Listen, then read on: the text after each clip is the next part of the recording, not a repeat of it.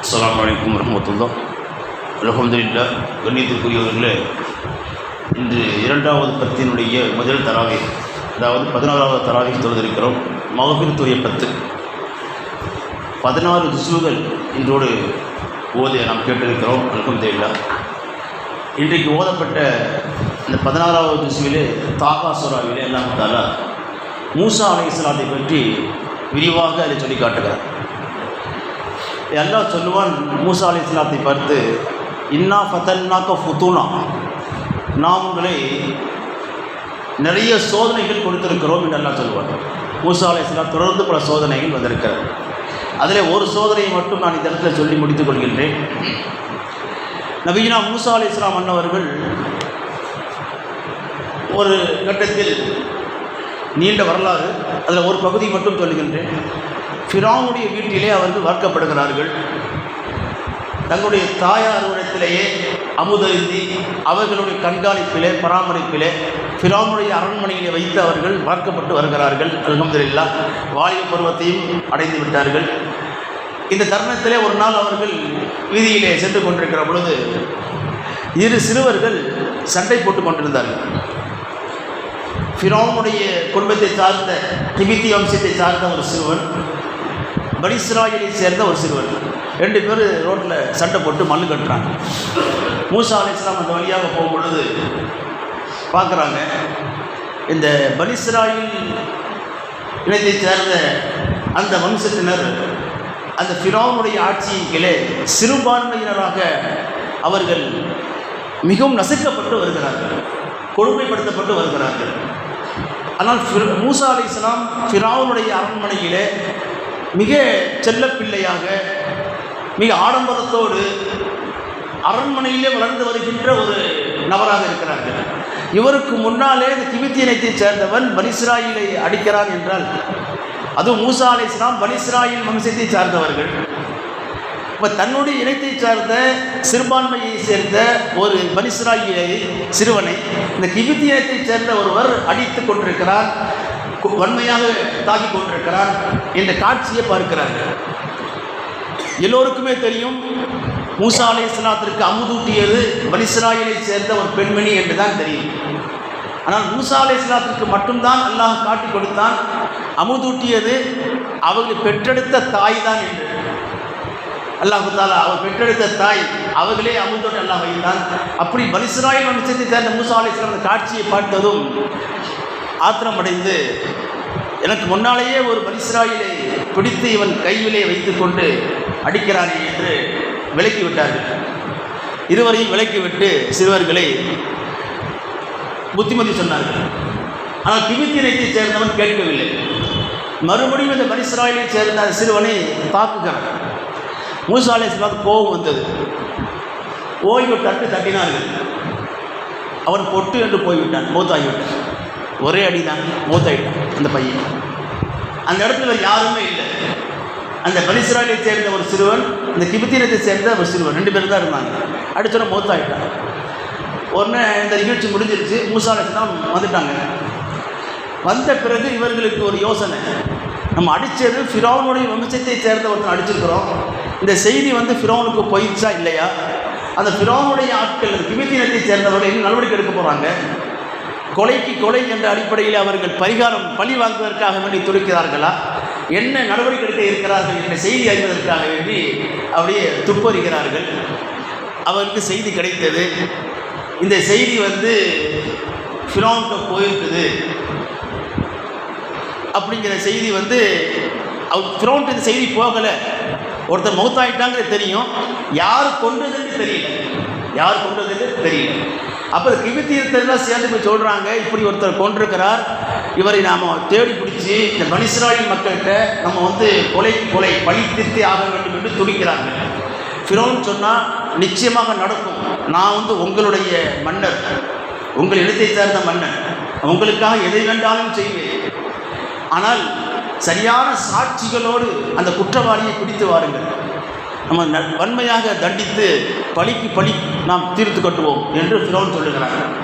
அந்த சாட்சியுடன் அந்த கொலையாளியை பிடிக்க வேண்டும். அதற்காக வேண்டி ஃபிரௌன் சில உளவுத்துறையை ஏற்பாடு செய்து நாட்டுக்குள்ளே மிஸ்ரிலே விட்டிருந்தான். பல வாராக தேடிக்கொண்டிருக்கிறார்கள். கொலை செய்தவர் யார் என்று கண்டறிய வேண்டும் என்று ஆய்வு நடந்து கொண்டிருக்கிறது. இந்த தருணத்திலே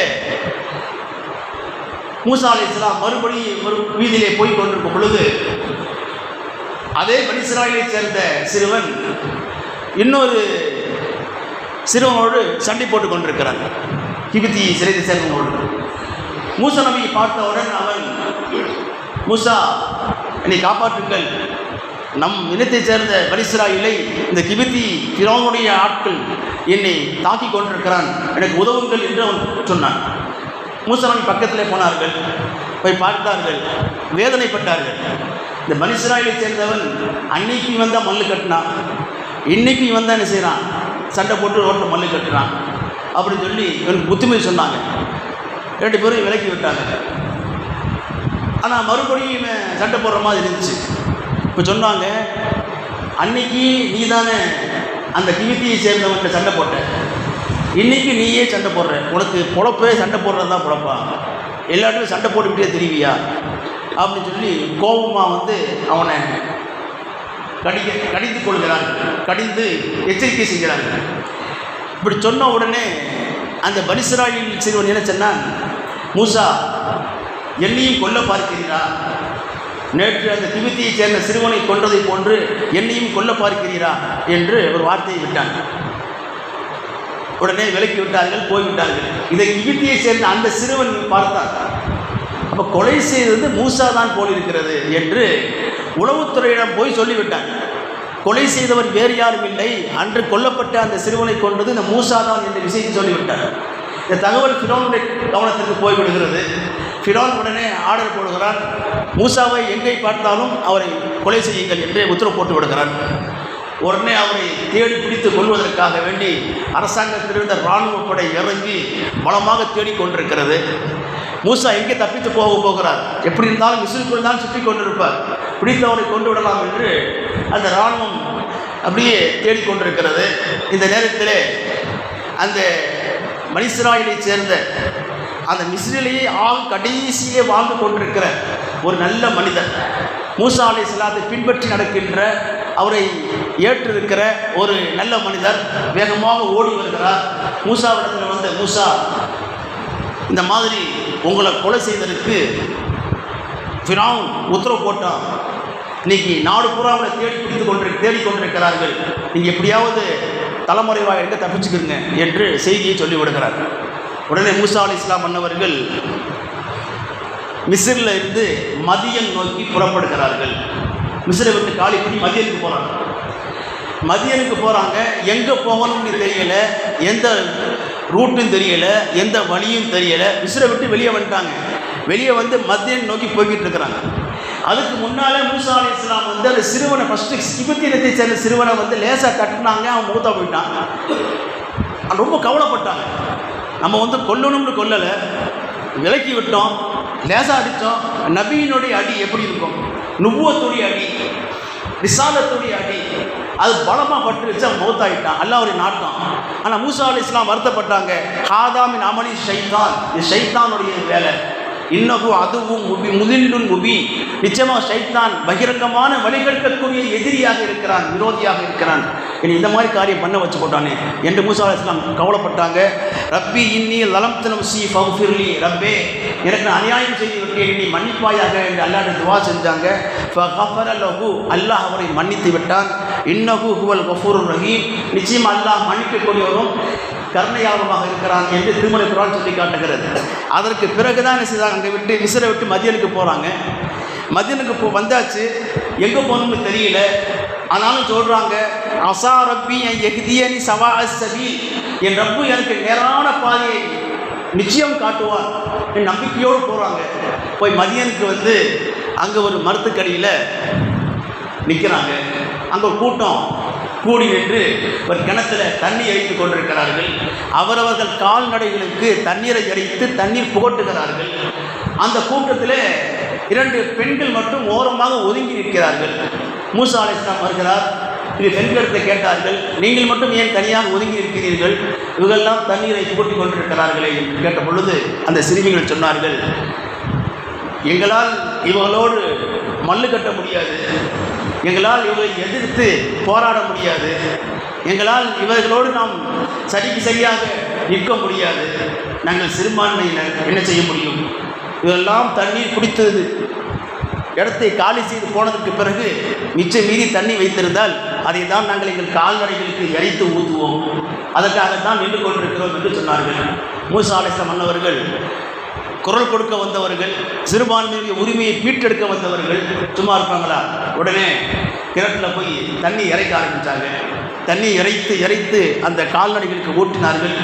அந்த சிறுமிகளின் கால்நடைகளுக்கு தண்ணீரை புகட்டி சீக்கிரத்திலே தண்ணீரை புகட்டி முடித்துவிட்டு அவர்கள் ஆடுகளை ஓட்டிக்கொண்டு வீடுகளுக்கு சிறுமிகள் சென்று விட்டார்கள். மூசா அலைஹிஸ்ஸலாம் மறுபடியும் மரத்துக்கீழே போய் நின்றார்கள். இவருக்கு இப்போ எங்கே போகணும்னு தெரியல. நல்லா கவனிக்க வேண்டிய விஷயம், மூசா அலைஹிஸ்ஸலாம் பிறந்தது முதல் இதுவரைக்கும் மன்னருடைய அரண்மனையிலே மிக சுகமுகமான வாழ்க்கை வாழ்ந்தவர், இன்பமான வாழ்க்கை வாழ்ந்தவர், ராஜ்ய வாழ்க்கை வாழ்ந்தவர், இளவரசராக வாழ்ந்தவர். கஷ்டம்னா என்னான்னு தெரியாது, சிரமம்னா என்னான்னு தெரியாது, வலினா என்னான்னு தெரியாது. இன்றைக்கு மதியல்ல நிற்கிறார். எங்கே போகணும் ஒதுங்கும் இடம் இல்லை, சாப்பிட்றதுக்கு உணவு இல்லை, செய்கிறதுக்கு வேலை எந்த வேலையும் இல்லை, குடும்பம் என்று எதுவும் இல்லை, தன்னந்தனியாக நின்று கொண்டிருக்கிறார். இப்போ தான் ஒரு துவா ஓதுறார். ரப்பி இன்னி லிமா அன்ஸல்த இலைய மின் கைரின் ஃபகீர், ரப்பி இன்னி லிமா அன்ஸல்த இலைய மின் கைரின் ஃபகீர். ரப்பே, நிச்சயமாக நான் லிமா அன்ஸல்த இலைய மின் கைரின், நீ எனக்கு எந்த ஒரு கைரை நீ கொடுத்தாலும், நீ எந்த ஒரு கைரை நலவை நன்மையை எனக்கு நீ தந்தாலும், ஃபகீர், நான் தேவையுடையவனாக இருக்கிறேன். இப்போ நீ எதை கொடுத்தாலும் எனக்கு தேவையாக இருக்கிறது. உண்பதற்கு எது கொடுத்தாலும் நான் உண்டு கொள்வேன், ஒதுங்குவதற்கு எந்த இடம் கிடைத்தாலும் ஒதுங்கிக் கொள்வேன், எனக்கு என்று எந்த வேலை கொடுத்தாலும் செய்து கொள்வேன், எனக்கு எந்த இடமும் இல்லாமல் முகாந்தரம் இல்லாமல் எந்த விதமான ஒதுங்குகின்ற இடம் இல்லாமல் இருந்து கொண்டிருக்கிறேன். ரப்பி இன்னி லிமா அன்ஸல்த இலைய மின் கைரின் ஃபகீர் என்ற துவாவை மீண்டும் மீண்டும் ஓதிக்கொண்டே இருக்கிறார்கள். அல்லாஹ் திருமறையில் சொல்லி காட்டுகிறான். இப்பொழுதுதான் அல்லாஹ்வுடைய உதவி வருகிறது. இந்த சிறுமிகள் வீட்டுக்கு போனார்கள். ஷுவைப் அலைஹிஸ்ஸலாம் அத்தா கேட்குறாரு, நபி ஷுவைப் அலைஹிஸ்ஸலாம் தன் பிள்ளைகிட்ட, ஏம்மா சீக்கிரமே இன்றைக்கி வந்துட்டீங்க, எப்போ லேட்டாக வருவீங்களே, என்ன விசேஷம் இன்றைக்கி, எதுவும் செய்தி இருக்குதா? சொன்னாங்க, ஆமாத்தா, நாங்கள் இன்றைக்கி ஒரு இளைஞர் வந்தார், எங்களுக்கு தண்ணி இறைச்சி கொடுத்தாரு, நாங்கள் வேகமாகவே இன்றைக்கி வேலையை முடிச்சுட்டு வந்துட்டோம் அப்படின்னு சொல்கிறாங்க. உடனே ஷுவைப் அலைஹிஸ்ஸலாம் அந்த இளைஞரை அழைச்சிட்டு வாங்க, அவர் செஞ்ச வேலைக்கு கூலி கொடுக்கணும் என்று சொல்கிறாரு. அந்த பிள்ளை திரும்பி வர்றாங்க. மூசா நபிகிட்ட, என்னுடைய தந்தை உங்களை அழைத்து வர சொன்னார், நீங்கள் எங்களுக்கு தண்ணீர் அழைத்து கொடுத்ததற்காக உங்களுக்கு கூலி கொடுத்து அழைத்து வர சொன்னார் என்று மட்டும்தான் சொன்னாங்க. உடனே மூசா அலைஹிஸ்ஸலாம் மன்னவர்கள் சொன்னாங்க, நீங்கள் நான் முன்னால் போகிறேன், நீங்கள் பின்னாலேயும் வழி சொல்லிட்டே வாங்க என்று சொல்லி வீட்டுக்கு சேர்றாங்க. வீட்டுக்கு வந்த உடனே மூசா அலைஹிஸ்ஸலாம் ஷுவைப் அலைஹிஸ்ஸலாத்திட்ட எல்லா நிகழ்ச்சியும் சொல்கிறாங்க நடந்ததை. ஷுவைப் அலைஹிஸ்ஸலாம் சொன்னாங்க, லா தகஃப், பயப்படாதீங்க, இனிமேல் நீங்கள் பயப்பட வேண்டாம், நஜௌத மினல் கௌமில் வாலிமீன், அநியாயக்கார கூட்டத்தாரை விட்டு நீங்கள் வெற்றி பெற்று விட்டீர், ஈரேற்றம் அடைந்து விட்டீர், நீ பயப்பட வேண்டிய அவசியம் இல்லை என்று சொல்லி அவருக்கு ஆறுதல் படுத்துகிறாங்க. அந்த நேரத்தில் தான் ஷுவைப் அலைஹிஸ்ஸலாத்தினுடைய மகள் சொல்லுகிறார், யா அபத்தி, அருமை தந்தையே, இஸ்தஜிருஹு, இவர் நீங்கள் கூலிக்கு வேலைக்கு இவரை நீங்கள் அமர்த்தி கொள்ளுங்கள், வேலைக்கு நீங்கள் நியமித்துக் கொள்ளுங்கள். இன்ன ஹைர மனிஸ்தஜர்த கவியுல் அமீன், நீங்கள் வேலைக்கு ஆள் அமர்த்தக்கூடியவர்களில் இவர் மிக பலசாலி, அமீன், நம்பிக்கைக்குரியவர் என்று ஷுவைப் அலைஹிஸ்ஸலாத்தினுடைய மகள் 2 சர்டிஃபிகேட் தர்றாங்க மூசா நபிக்கு. கவியாக இருக்கிறாரு, அமீனாக இருக்கிறாரு, இவரை நீங்கள் வேலைக்கு வச்சுக்கிறீங்க. உடனே ஷுவைப் நபி பார்க்குறாங்க, என்ன என் பிள்ளைக்கு எப்படி தெரியும் இவர் கவி என்று சொல்லி, இவர் அமீன், நம்பிக்கைக்குரியவர் என்று என் மகளுக்கு எப்படி தெரியும் என்று சொல்லி மகள்கிட்ட கேட்டாங்க, அருமை மகளே, உனக்கு எப்படி தெரியும் இவர் கவியாக இருக்கிறாரு, அமீனாக இருக்கிறாருன்னு சொல்லி. அப்போ ஷுவைப் அலைஹிஸ்ஸலாத்துடைய மகள் சொல்லுகிறார், அருமை தந்தையே, நீங்கள் என்னை அழைத்து வர சொன்னீர்கள், நான் போய் என் தந்தை உங்களை அழைக்கிறார் என்று தான் சொன்னேன். அவர் என்னை 7 எடுத்து கூட முகத்தை பார்க்கவில்லை, தலையை கீழே போட்டுக்கொண்டு நின்று கொண்டிருந்தார். என்னை ஏறெடுத்து முகத்தை கூட பார்க்கவில்லை, தலையை கீழே சாய்த்தவராக இருந்தார். புறப்படுகிற பொழுது நான் முன்னால் செல்லுகிறேன், நீ எனக்கு பின்னால் வந்து வாருங்கள், எனக்கு வழி சொல்லிக் கொண்டே வாருங்கள், நான் முன்னால் போகிறேன் என்று சொல்லி அவர் முன்னால் வந்தார், நான் பின்னால் தான் வந்தேன். இதை வைத்து தருகிறது இவர் அமீன், நம்பிக்கைக்குரியவர், நாணயம் மிக்கவர் என்று தெரிகிறது. கவி என்று எப்படி தெரியும் பலசாலி என்றால், அந்த கிணற்றிலே எல்லாரும் தண்ணீர் இறைத்தார்கள், இவரும் தண்ணீர் இறைத்தார். வெகு சீக்கிரத்திலேயே தண்ணீரை மலமளவென்று இறைத்து எல்லா கால்நடைகளுக்கும் குடிக்க வைத்து மற்றதெல்லாம் இறைத்து கொண்டிருக்க இவர் எல்லோருக்கும் முன்பாக தண்ணீரை இறைத்து முடித்து விட்டார். இதை வைத்து நான் விளங்கிக் கொண்டேன் இவர் மிகப்பெரிய ஒரு பலசாலி என்று அந்த சிறுமி சொன்னார்கள். தந்தைக்கு மிக சந்தோஷமாக இருந்தது. உண்மையிலேயே ஒரு பெண் ஒரு ஆணை பார்த்து சர்டிஃபிகேட் தர்றதா இருந்தால் இப்படி கொடுக்கணும், கவியாக இருக்கிறார், அமீனாக இருக்கிறார். அமீன் என்ற அவார்டு வாங்க சாதாரண விஷயம் இல்லை, நம்பிக்கைக்குரியவர் என்று சொல்லி எங்கே வாங்க முடியும்? இன்று இளைஞர்கள் வாங்கிட முடியுமா? இன்றைக்கி இளைஞர்கள் ஒரு பெண்ணிட்ட நல்ல பேர் வாங்கணும்னு சொன்னால், கவர்னு சொன்னால் கையில் ஒரு செயின் இப்படி ஆட்டிக்கிறது, கழுத்தில் ஒரு செயின் இதுக்கு போடுற மாதிரி கழுத்தில் ஒரு செயின், அதுக்கப்புறம் ஒரு மாதிரியான ஒரு முடி ஒரு சைஸாக வெட்டிக்கிறது, இதை அதுக்கு தகுந்த மாதிரி ஒரு பைக்கு, அது தகுந்த மாதிரி ஒரு நடை, இதை வச்சு அவங்க பெண்ணு அவார்டு கொடுப்பாங்களா, சர்டிஃபிகேட். இவர் பெரிய ஹீரோ. அது இல்லை, ஹீரோனா இவர் மூசா அலைஹிஸ்ஸலாத்து வஸ்ஸலாம்.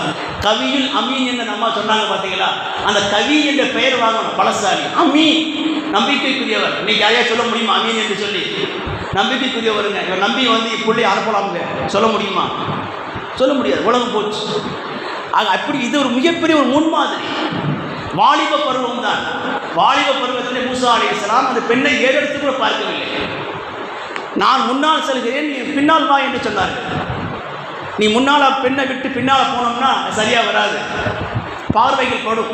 எனவே நான் முன்னால் செல்கிறேன், நீ எனக்கு பின்னால் வாருங்கள் என்று சொல்லி அந்த வழியை மட்டும் சொல்லுங்கள் என்றார்கள்.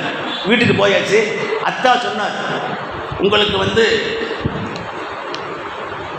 2 பெண் பிள்ளைகளில் ஒரு பெண் பிள்ளையை நீங்கள் நிக்கா முடித்துக் கொள்ளலாம், நீங்கள் விரும்பினால் நிக்கா செய்து கொள்ளலாம் என்கிறார்கள்.